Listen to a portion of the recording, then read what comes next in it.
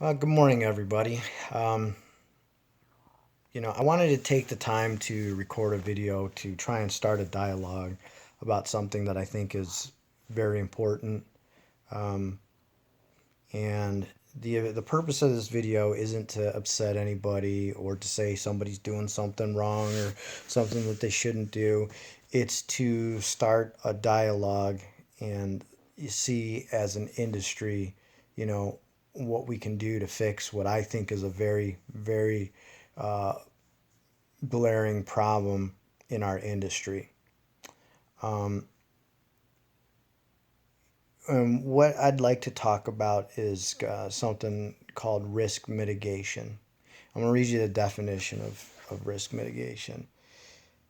The definition is a systematic reduction in the extent of exposure to risk and or the likelihood of its occurrence. Okay? So what that means is essentially systematically or procedurally doing things that will greatly reduce the likelihood of something bad happening, all right, of getting injured, of getting killed, things like that. Too many of my tree brothers and sisters are out there doing things that are just potentially dangerous, and the danger potential is high. And the reasons for doing them are just I don't agree with any of the reasons. The most common, that I hear is, oh, I'm old school. No, you're not being old school. You're not being smart. Okay. I don't take anything away from, the old guard that I like to call them in this industry, the guys that have been around doing this for longer than I've been alive. Um, but what we should do is take what they've taught us, learn from it, and then apply modern safety and modern techniques and make our job and our career safer and better. You know, Perfect example, you get cut on a leg with a chainsaw. You could have completely mitigated that risk by wearing chaps. You still might have gotten tagged, but maybe you don't need, 18 stitches, 34 stitches, whatever. Maybe you just got a small cut instead before the saw jammed up, or you don't get cut at all because the saw jams. That's risk mitigation. Well, I don't want to wear them because they're hot or they're uncomfortable. There's parts of this world where they don't give a shit. You don't get a choice. All right. You want to cut trees. This is what you're going to wear. This is how you're going to do it. All right. Hard hats, hearing protection, eye protection, wedding rings, you know, tying knots at the end of your rope so you don't come off the end of your climbing system, checking your gear every day, acknowledging the fact that your gear does not last forever. There is an expiration date on your saddle. There is an expiration date on your spurs, on your flip lines. This stuff is not intended to be bought once and then used for the next 30 years. I know people do it. The whole situation of where we're at as an industry is concerning, and it's upsetting to me. Um, and I don't know what we're supposed to do. Eventually enough people will die. Eventually enough people will get hurt, and then the feds will step in and they'll say, okay, this is what you need to do. They did it with the logging industry. It used to be wild, wild west out there. Then they stepped in, and they reformed the industry. And at this point, now as much as I don't like, Big Brother as much as the next person, but at this point, I think it's looking like it's our only option. It's the only way that we're gonna, as a group, make the changes that we need to make so that we don't get hurt. you know Owners of companies, that's on you.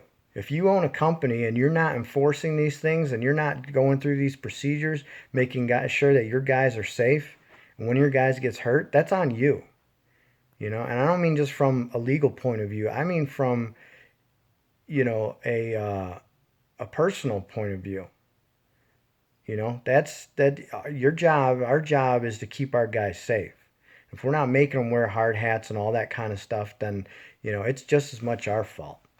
You know, the the industry as a whole has a problem. We're complacent, you know. I've heard every excuse out there. Oh, my guys trust me. I trust my guys. I trust myself. Oh, it takes too long. It's uncomfortable. I don't like wearing it. Too bad.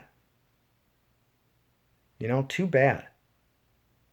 When you're spiking a tree and you come to a crotch, that moment that you take your buck strap out, your whole world, off, your whole world can change.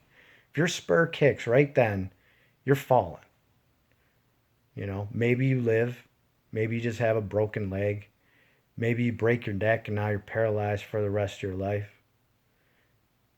And all you had to do was bring up a second buck strap, put it around the tree, and unhook the first one and keep on going. When you get to the top to your tie-in, drop the second one. That's what I do. I go up with two, and I send down the second one when I get to where I need to be. Risk mitigation, guys. Quit making excuses. Take a hard look at yourself. You're not Superman.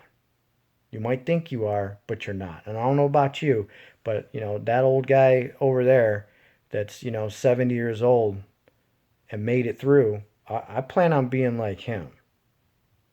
And I'm not going to get there by making mistakes and doing things that are going to allow me to get hurt.